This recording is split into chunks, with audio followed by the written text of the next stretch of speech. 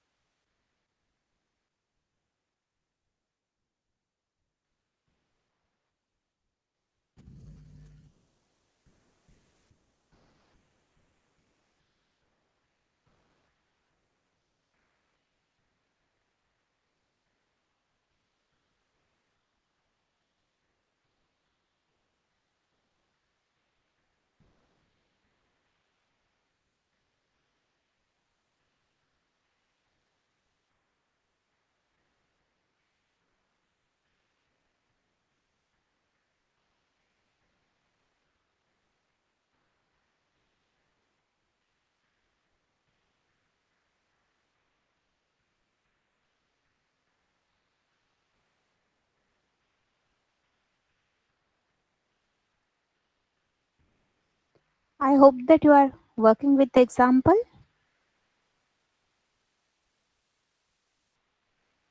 Okay, please continue.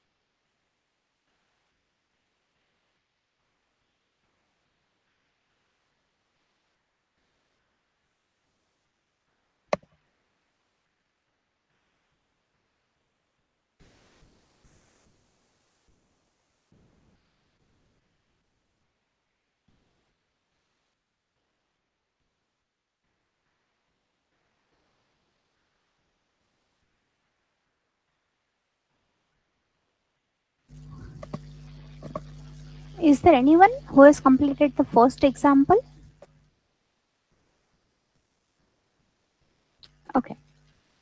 So, roll number 51 to 70. Roll number 51 to 70. Can you please tell me what is the response time for A, B, C, D, and E?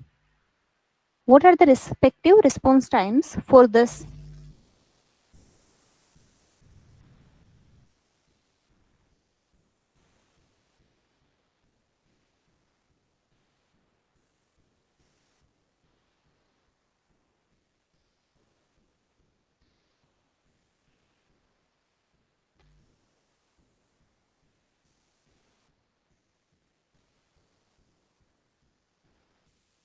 Zero.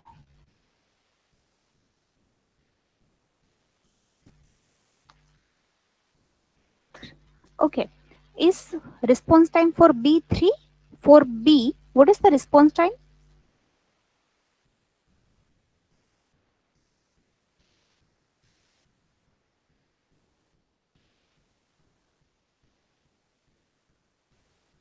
Wait. What is the response time? Can anyone define me? Submitted and it is getting the first response. So when is B come? B has arrived at 1 time unit and it is getting attention at 3. Once A completes, then it will get the attention. So what is the response time for B? That is 2. Yes. So all of you, please don't, it is easy, but don't hurry. Don't unnecessarily hasten and then go for the incorrect calculation. Draw the timeline. Whenever any example of scheduling algorithm comes in front of you, first thing which you should always do, try to draw the time here, that you see that when are the 12, so at least draw 12, and then A stops at 3, B starts at 3, and B stops at what time? B stops at what time? Can you tell me? What is the finish time for B? It is 8. Yes. What is the response time for C? Response time for C? That is 5. So please recalculate and let me know response times.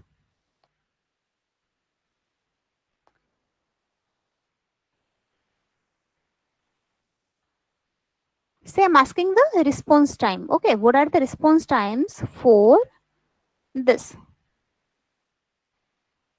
So can you please give me again 51 to 70 for A, B, C, D, E. So can we agree that for A response time is 0 and for B it is 2?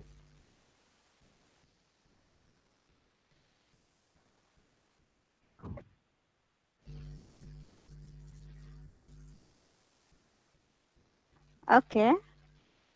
So are we all getting this now?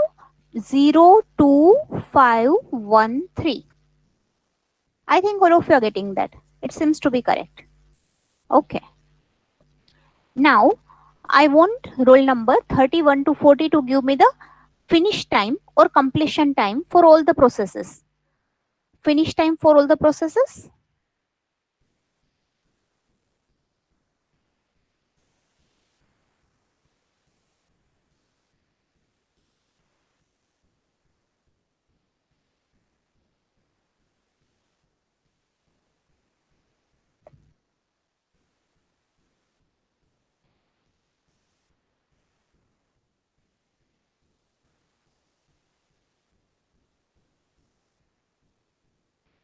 31 to 40. Would anyone like to answer? When A completes the execution, when does B complete? When C is done with the job? That is what I am asking.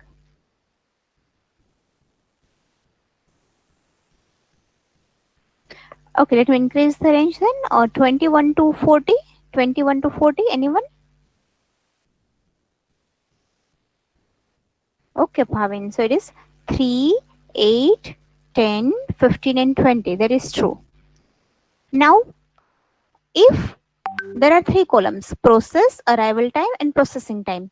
If I change this column, I change some of the values of this column. Will E be able to complete at 20? If I change here, will E be able to complete at 20? Processing time I don't touch. It might change. It depends, yes. Not necessarily. Will it be able to complete? Not sure. We cannot say that. It will not be able to complete at 20 if I change arrival times. Similarly, the total processing time which requires for this 5 process, that is 20. But if I change, total would remain 20 only. But if I assign someone level lower than the written value and if I assign someone higher, then will we be able to complete at 20? And these are same. I don't touch the arrival time. Will we be able to complete at 20?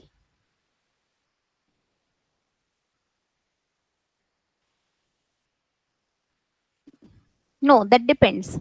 See, Kenil, if here, what I'm writing here, let us say, I'm writing for A, it is 1. For B, it is 1. And for C, it is 1. Okay, I'm giving here 1, 1, 1. And then here 10 and 7. So total would be 20 only. 1, 1, 1, then 10 and 7. If I'm assigning, then will we be able to complete at 20?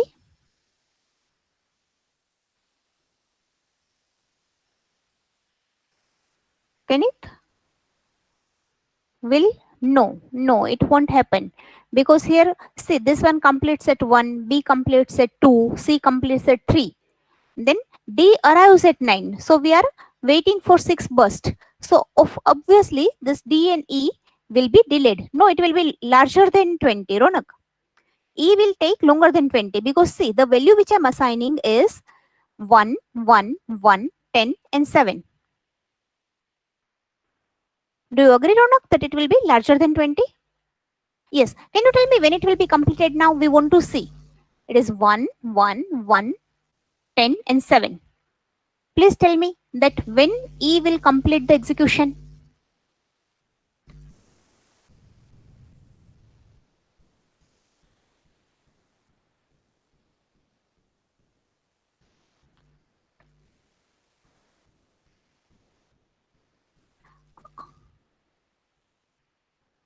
A is taking 1 processing time, B is taking 1, C is taking 1, D takes 10 and E takes 7. Yes, we'll be able to complete at 26. So in a way, you know that from 3 it will be free. So at 9 we are having 1 processing time, at 9 it starts, it takes 10, so 19, and then 19 plus 7, 19 plus 7, so that is going to be 26. That is true. Okay, so now in this one, now can you quickly 1 to 20, 1 to 20, can you quickly tell me the turnaround time for A, B, C, D, E for this given example? Note the updated value for these values. What would be the turnaround time?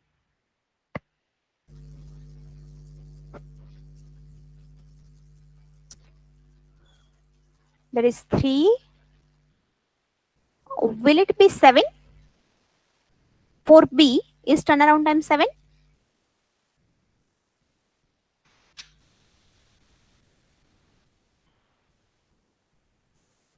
Yes, it is 7. Yes, it is 7. It completes at 8, but it was arrived at 1. So it is going to be 7. So I'm not going to calculate this. Have you done this? Do you agree with these answers? Every one of you?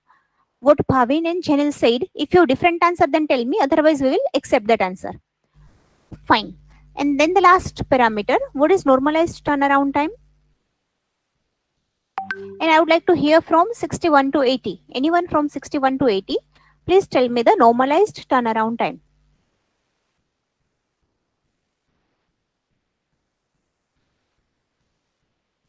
No, not average turnaround, normalized turnaround time, Urjit. For each process, for A, what is the turnaround time? For B, what is the turnaround time? And likewise, for A, I think turnaround time is going to be 1. Okay. So this way, I want answer for all the processes. 61 to 80, please.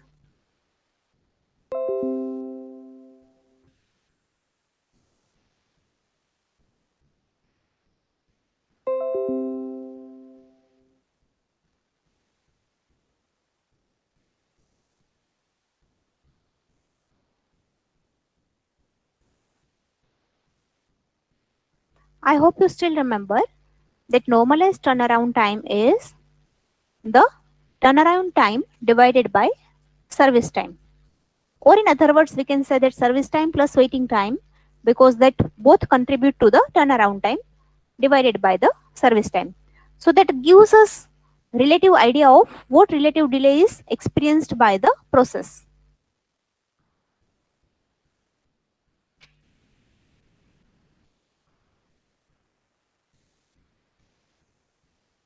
Are you writing the answer? Then I'll wait.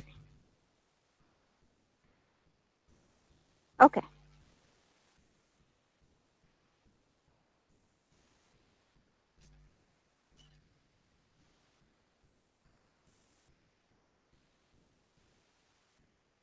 Service time is the processing time. Yes. Service time is the processing time. So we are getting, Chintan, please, I'm not going to calculate that. Huh? You are supposed to do it. So Parth, 1, 1.4, 3.5, 1.2 and 1.6. That is true. Chintan, you are right, but this is not the answer which I'm looking for. Okay. So now onwards, when I ask you to do the calculations, then do it right at that point of time only. I'm giving you 2 minutes to do it. So do we agree with Preet and Parth? Fine. And what is the average normalized turnaround time? What is mean of that?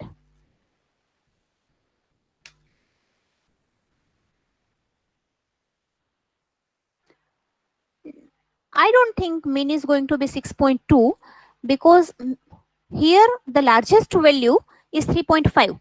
Mean is addition of all of them and divided by total number of processes. So 1 plus 1.4 plus 3.5 plus 1.2 plus 1.6 divided by 5. That is 1.74. That is 1.74. And now it could be that how many processes experienced normalized turnaround time lesser than mean?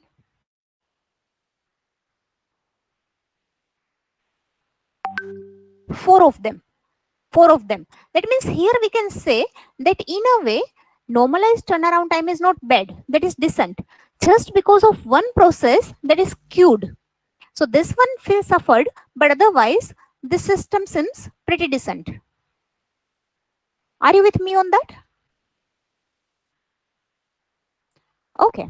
So now I want you to calculate all the parameters for this. And this time I'll not ask in the range. I'll ask any one of you to tell me the answer. Are you ready to calculate this one, the second one? And then we will start another scheduling algorithm. But before we move to that, I want you to calculate this correctly. You may take 1 more minute. That is okay. But please give me the correct answer.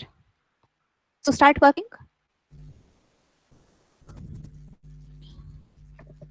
Okay, good, Keval. Let us wait for others.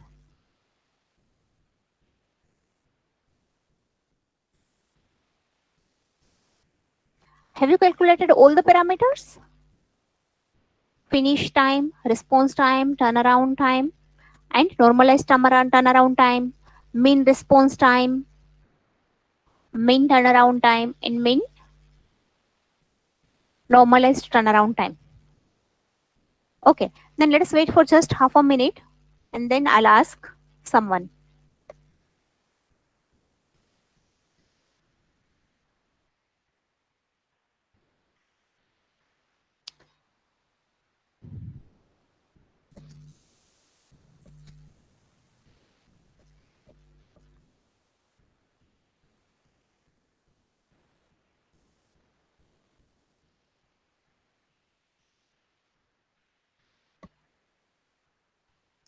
Vidit or Rahil? Would you answer it? Vidit and Rahil, are you done? Then I'll ask you the question.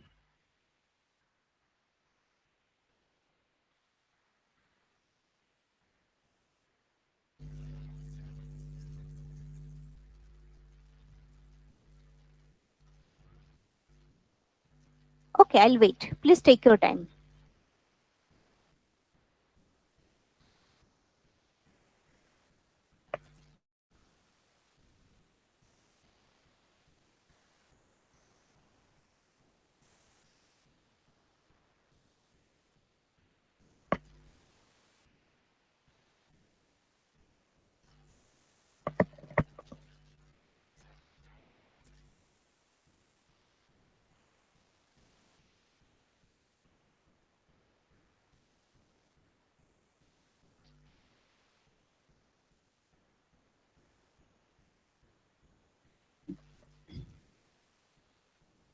Okay, Vidit, which time is this 0088? Is that waiting time? Or rather, let us not waiting time. Let us say, is that response time?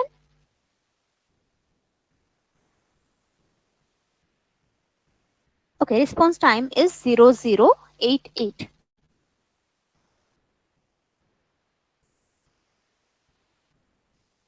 Rahil, are you getting the same?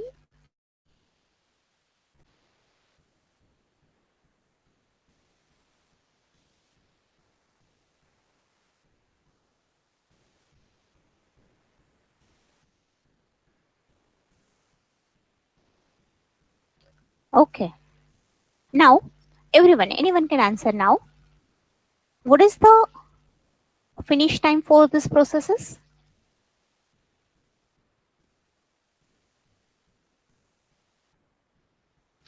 See, in first come first serve, it is very simple. You have to just look at the time. If the arrival time are not given in sequence, then you have to arrange them and just keep adding them. It will be completed at 1, then 10, then 11 and 20. This will not work with the other algorithms, but for this one, because it is executed in the sequence of arrival, you can simply sum them. That is going to be the time. Can you tell me turnaround time for C?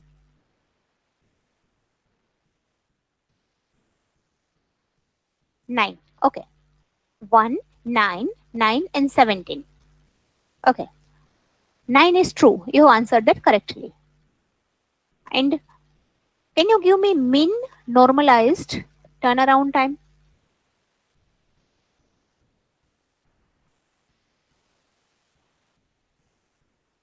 3.22. 3.5 someone is getting. Please recheck the answer. It seems to be, that is okay. That is okay. 3.22. Okay. In which process is waiting for the longest time? Out of this 4, which process is waiting for the longest time?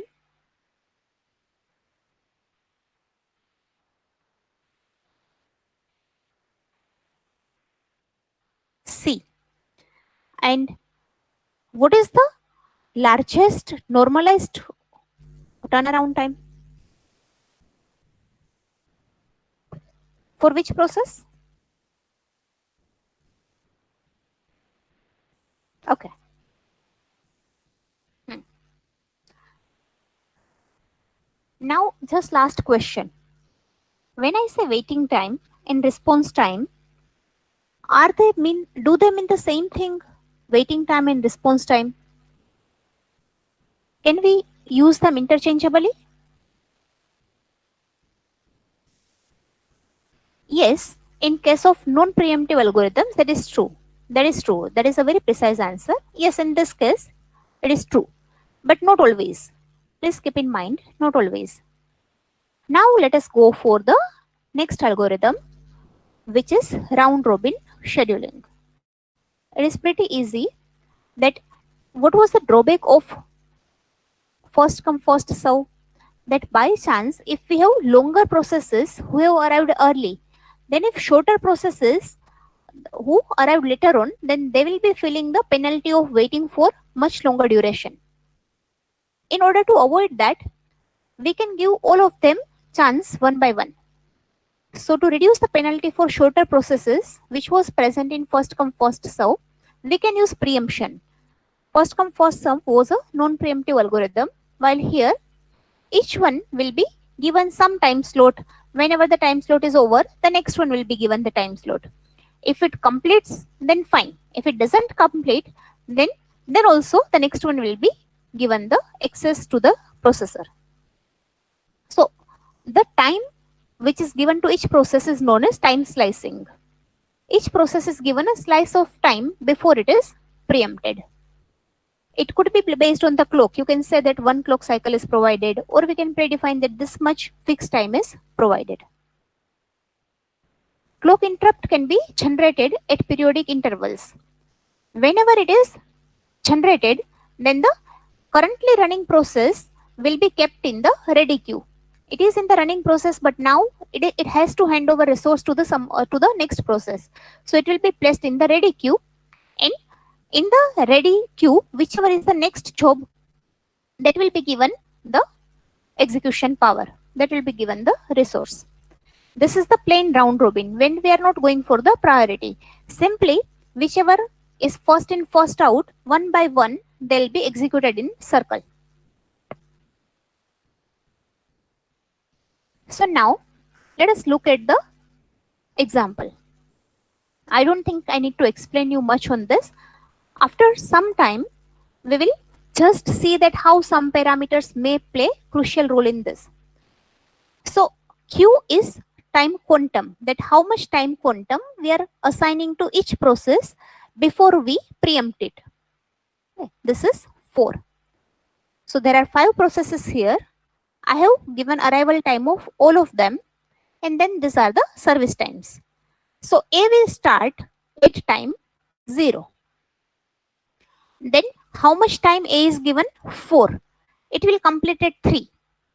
So what will happen from 3 to 4? Can you tell me? From 3 to 4, what should happen? No, it will not be idle.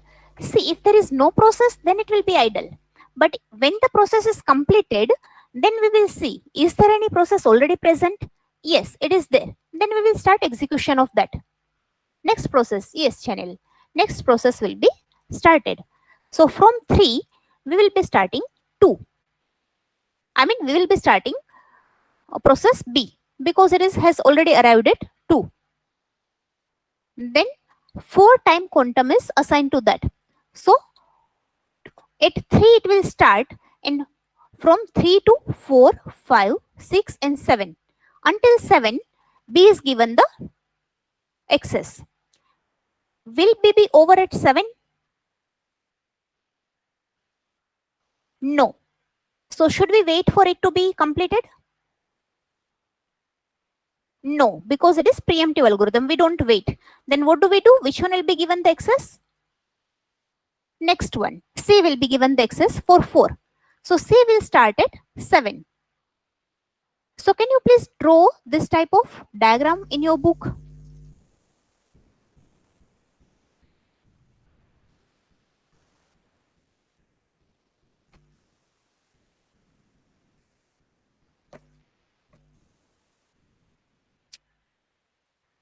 Yes, now B will be pushed at the end of the queue. That is true. Yes, it will be pushed at the end of the queue.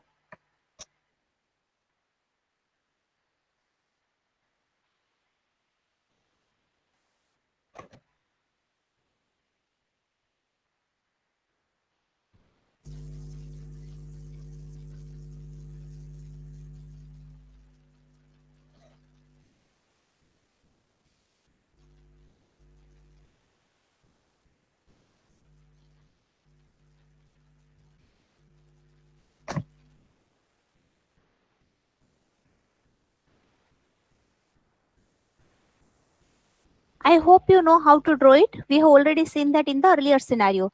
You will be writing here A, B, C, D, E, and here the time you will be writing. And then A is given access here, B is given access here, and likewise. That is what you will do.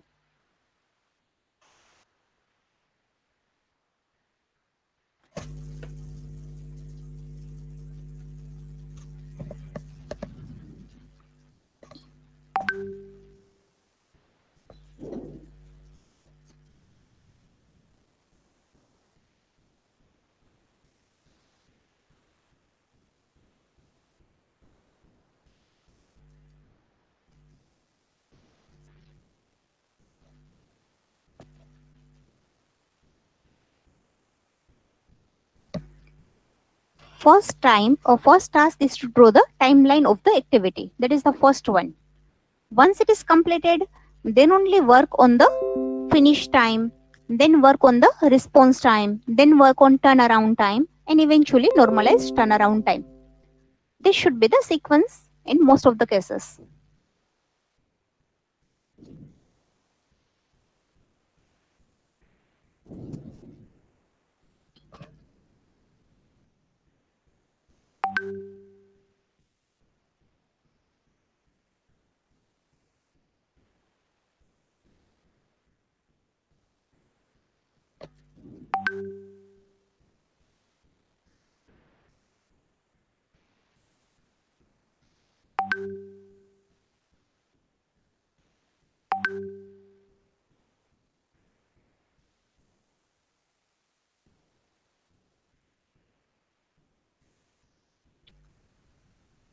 Please let me know whenever you are done with this.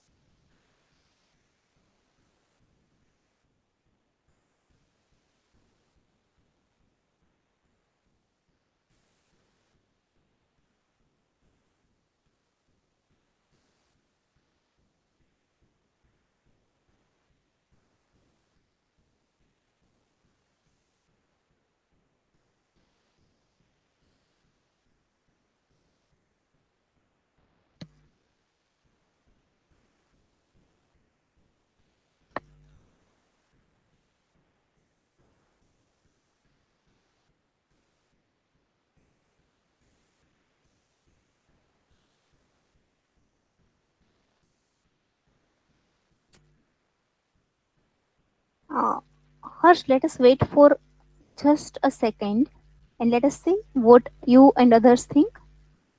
That is okay. I'm just asking you to try it. Our answers need not to be correct. That is fine. Just let me know that you are done with this.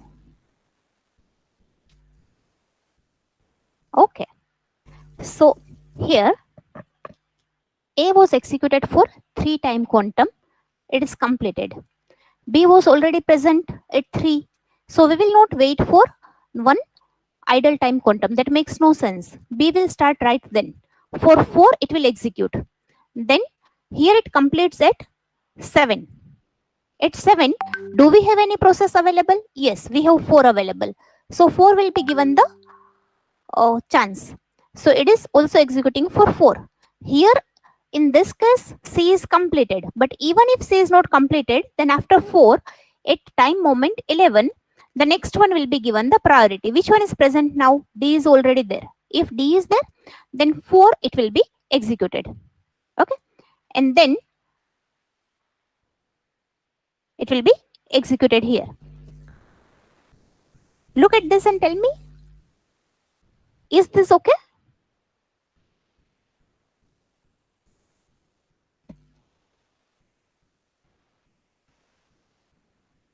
No, just try to think over this, at what logic are we applying here, or just try to absorb this for a moment and then we will discuss.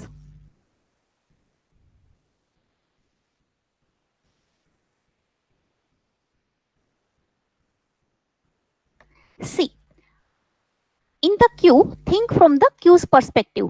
In the queue, A was first one. Then we had B at time moment 2.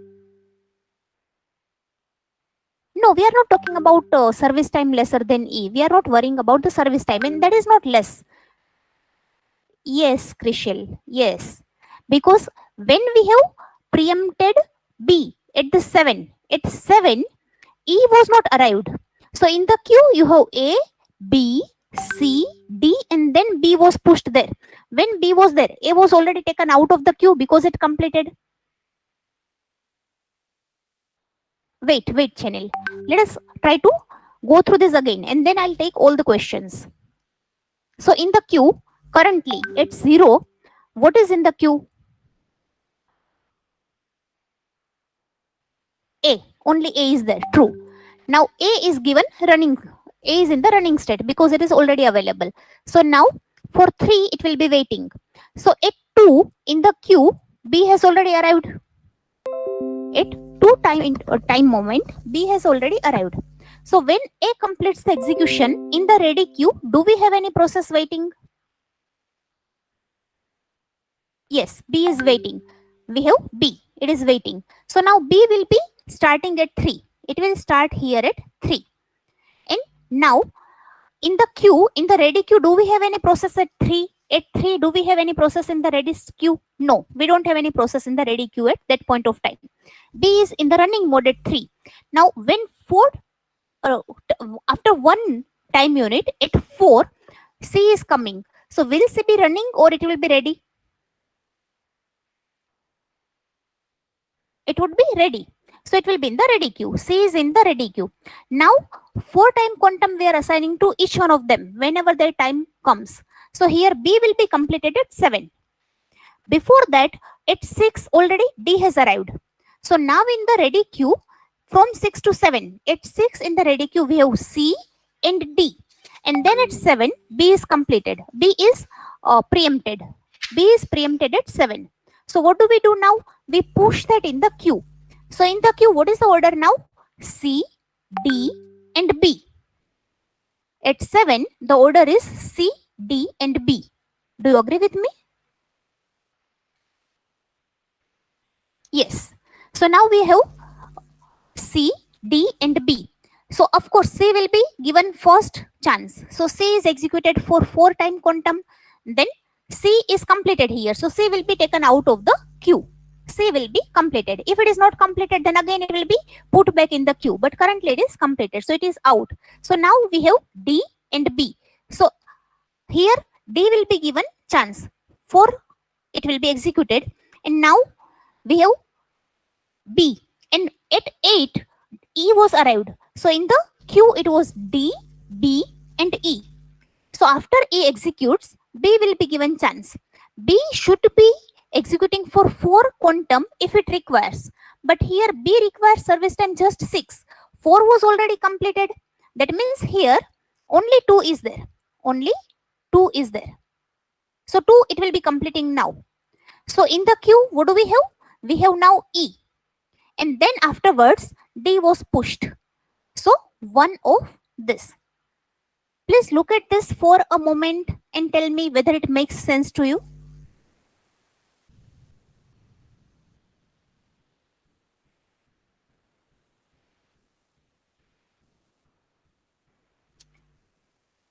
If D arrives at 7, then Niro, it will be dependent on the execution. Are we giving higher priority to the process which are already partially executed, or we are giving chance to the new one? So usually they give process chance to the new one because this one is already, or what do you say? It's go. So usually it would be that. But again, there are both the implementation possible.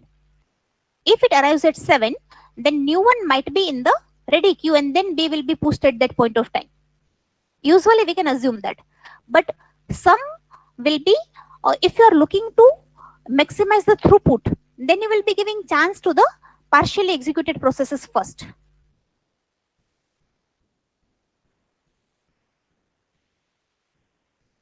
Does it make sense to you, Niro? Okay.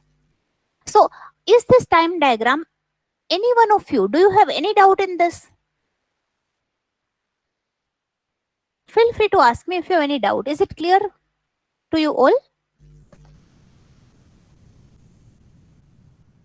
So when you are preempting a process, you are putting that in the ready queue. Okay, process is not blocked. Process is not saying that I don't want to execute, but we want to give fair chance to other. That is why from running state we are changing the ready state. So at the end of the queue we are giving, but at the end of the queue which is existing right now. So at 7, E has not already arrived. So obviously B will be before that. So this way it is advisable that you also draw ready queue with you along with this. Here it is relatively very simple, and this A is completed, C is completed. That is why we have lesser processes to deal with. But if more number of processes are there and more number of them are pending, then you will have to remember the sequence clearly. Can't we start D after B completion? Why E? Because see, when was D preempted? D was preempted here. At what time moment? 3 plus 4 plus 4 plus 4. That means 15. At 15, D was preempted. E arrived at already 8. So E is in the queue at 8. So at 15, we are putting it in the ready queue. So it will come after E. Any other doubts? Apart from this, Urjit, you or anyone else, do you have any other doubt?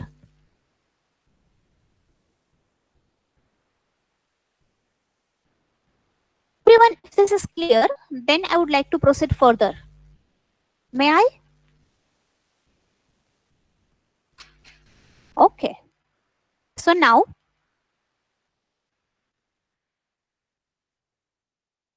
this is the queue. At A, it is just, at 0, it is just A. At 3, it is B. Then at 7, okay, just have a look at this.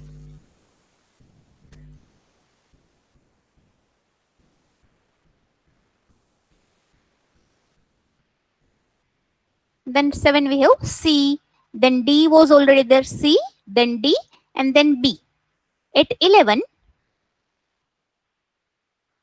we already had D, B, and E arrived. Okay.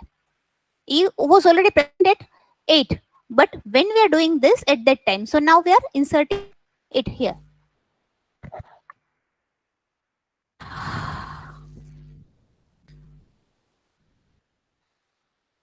We are sharing the slides in the shared folder. So you may refer to that later on. Is this what you are getting? Finish time and turnaround time, please verify whether you are getting this.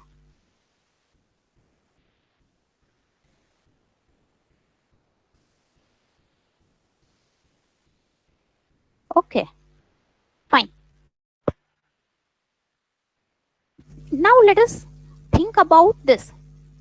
In this example, we said that The time quantum is 4. Why is it 4? Can we keep it 1? Can I keep it 10? So let us try to ponder over that if the time quantum is very short, then what will happen? And if it is very large, what will happen? And I think you can answer this. So if time quantum is very short, then what problem do you? Yes, switching overhead will be much higher. That is true. Switching overhead will be much higher. And if it is very long, then what will happen? If it is very large, then do you see any problem? Yes, then waiting time or response time for the other processes will be larger. So if it is short, then short processes will move quickly, but it will increase the overhead, interrupt and dispatch, and then very short time should be avoided because we want to do the task rather than spending our time in the switching. If the time quantum is very long, then as you said, long processes will get more time to run, but short processes will have to wait. It will have to wait. So in a way, short processes will suffer, as you said correctly. So what should be the ideal value of time quantum? So again, that depends on the process to process and which type of processes are being executed at the moment. But generally, it is rational to have it slightly larger than the time which is required for typical process interaction. The time which is required for general process interaction, you might not have exact idea about that. So typical or what you have observed so far, slightly larger than that. Let us look at that with an example. That here, this is, let us say, the service time or interaction. Okay, this is the service time which is required for the process interaction. We are talking about Linux terminal at the moment, that you typed ls and you are waiting for the list of the files to be present. Now before that is given, that command is given and executed, before that if you preempt that, then what will happen? That this is your time quantum. If we are keeping this very less, time quantum is lesser than typical interaction, then it is lesser. So here the process is preempted. This blue process is preempted here. Another is running for the same time quantum. And we are assuming that there are just two processes. So this will come again and it has completed here. So rather than keeping this queue, if it was slightly larger here, then this process interaction would have completed there and it would have been beneficial. If you are keeping it is too short, if it is lesser than the general interaction time, then it is not going to be efficient. So it could be something like this, that here any process is given the time it is started, interaction is completed, and then time quantum can be larger than that.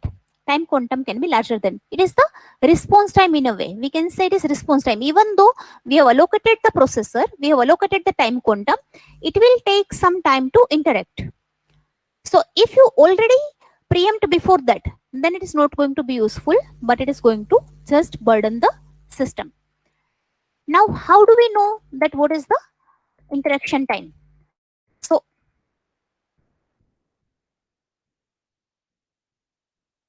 wait,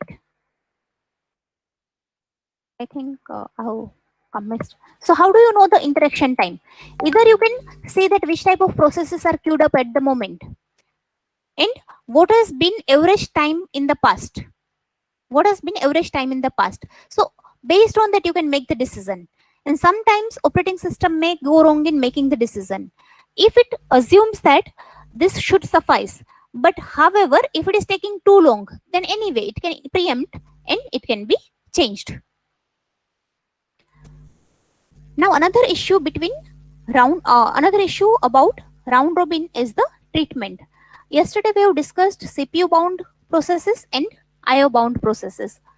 The processes which consume maximum time or more time in processing, like we can say that machine learning processes, which will be computationally heavy, then they will be utilizing processor properly. If we contrast that with the processes which are, let us say, a Linux terminal, so it is interactive and IO will be very frequently used. So those are IO bound processes. So if in your queue you have both the type of processes present, CPU processes, CPU bound process and IO bound process, then what will happen? Whenever IO bound process run, it runs for a very short time, and very soon it will be blocked for IO. So it will be going to the block queue. It will be blocked for IO, so it will go to the block queue. When it is blocked, then processor is available. So next CPU bound process will get the chance. And CPU bound process will never leave before the time quantum. Generally, if it is longer, then it will utilize the entire time quantum, and then when it is preempted, it will return to the ready queue. And IO will be blocked very quickly. So when there is mix of CPU and IO processes, at that time IO processes will suffer. IO bound process will have poor performance. So we can try to help it out by going for virtual round robin. So we can say that whenever any IO bound process is in the blocked state, if it is getting out of the blocked state, then rather than putting in the common ready queue, let us put it in another queue. Let us maintain two queues. One for the preempted processes which are ready. So usually CPU bound process will come in this. In the ready queue, whichever process is preempted, it was executing, but it is preempted. That will put in the ready queue. The process which was blocked due to input or output, whenever it is getting out of the blocked state, we are putting it in the other queue, in the auxiliary queue. The process which has just come out of IO block state, that we are putting in the auxiliary queue. And when the time quantum is over, then first priority we will give to the auxiliary queue. That if any process is present in the auxiliary queue, we will give it priority first. Why? Because it will just take some time, very less time of the CPU resource. Again it will be blocked. If it is interactive system, then again it will be blocked. Then meanwhile, if another auxiliary is, if any another queue is ready, if any another process is ready in the auxiliary queue, it will be given the resource. Otherwise, we will look from the ready queue. Why are we doing this? We try to achieve fair performance in case of IO bound process only also. Otherwise, CPU bound process will be executing for the large amount of time, and they will have lesser turnaround time as compared to IO bound processes. Am I making any sense to you?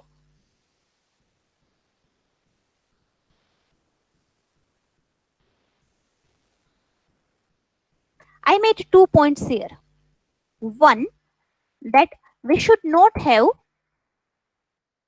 time quantum very less or very high. It should be based on the typical interaction. That is one point. And the second point, whenever CPU bound process and IO bound processes are running together, then if we don't try to help IO bound process, then CPU bound process will be executed most of the time, and their performance will be much better than IO bound processes. Because IO bound processes will have a shorter execution time, and then it will be blocked for IO. It will be in the blocked queue. So if you, whenever it is coming out of the blocked state, if you are putting in the ready state along with the CPU bound, then already there were 5 CPU bound process, and then this will come at the end. So those 5, when they get their time slot, and they are going to fully exploit the time slot, while this one will execute for a very short time, and again it will be blocked. So what we are doing, then whenever it is coming out of the blocked state, we are putting in the auxiliary queue. And if any process is preempted, that it was executed for the full time quantum, but now we are preempting it, then it will be put in the ready queue. It is something like this. See, here the processes, it is admitted in the ready queue, then it is dispatched, processor is executing that. Whenever it is preempted, then it will be put in the ready queue at the end. Whenever any process is preempted, it will be put back in the ready queue. Can you see the cursor? Can you see my mouse movement? Okay. Now here, whenever any IO bound process is there, if it is blocked, then it is IO process 1 is waiting here in the queue. Another again it is waiting, again it is waiting. Now if input is available or now output is available, then usually we put that in the ready queue. But if you put that in the ready queue, then already there are so many processes which are CPU bound, and this will come. CPU bound processes will be executing for the full time quantum, and this one will execute for a while and then again it will be blocked. So what are we doing? We are maintaining another queue, auxiliary queue. So whenever it is coming out of the blocked state, we are putting in the auxiliary queue. When processor is preempting a process, it will first check the auxiliary queue. If any process is present in the auxiliary queue, it will be given the chance. If there is no process here, then in the ready queue, whichever is first, that will be given the chance. So in the if all the processes are, let us say, CPU bound process, then do we require two queues?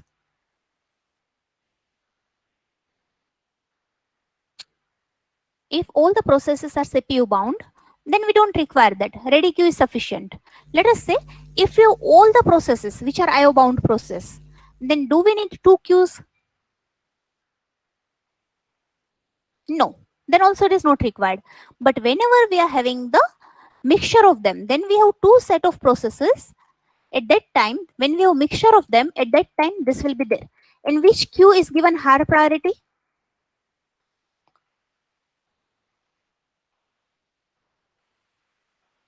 Ready queue? Yes, auxiliary queue. Auxiliary queue. Why? Why are we giving higher priority to auxiliary queue? Because we want to help IO bound system to perform better. We want to ensure fairness. We want IO bound process to execute processor fairly as compared to our CPU bound processes. Are you with me? Okay. So we will end now. If you have any doubts, you can ask me in the next class. Thank you.